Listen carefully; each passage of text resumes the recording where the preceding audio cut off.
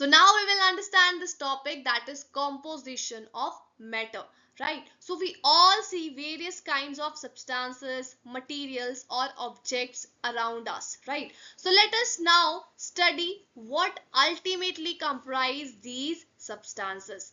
Every substance has tiny particles which are made up of two or more atoms stuck together, called as the molecules, right? So particles of matter are extremely small, even beyond our imagination, as the particles are so small that we cannot see them even with the help of a microscope. So now you can imagine the particles are so small that we are not even able to see with the help of a microscope.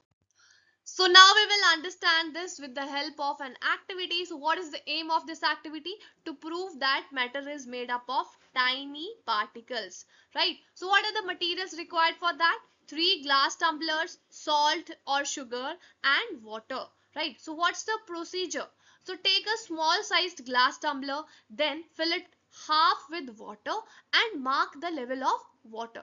So the next step is gently put a small quantity of sugar or salt into water, right? So the next is dissolve the salt into water and observe the change in water level, right? So you can take the reference of this image. So what you will observe, that you will observe that there is no change in the level of water.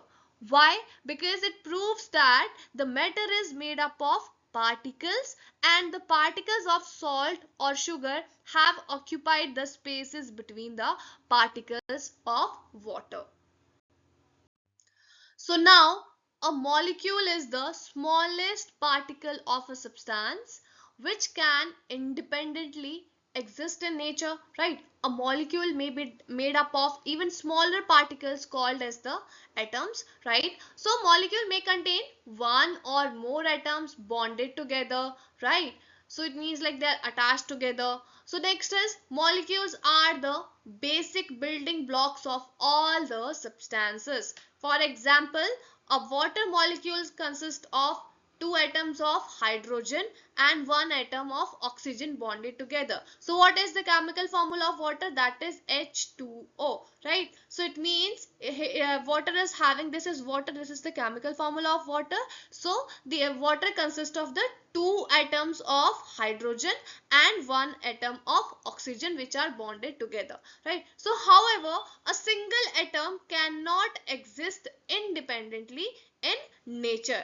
So I hope now each and everything is clear to you. Thank you so much.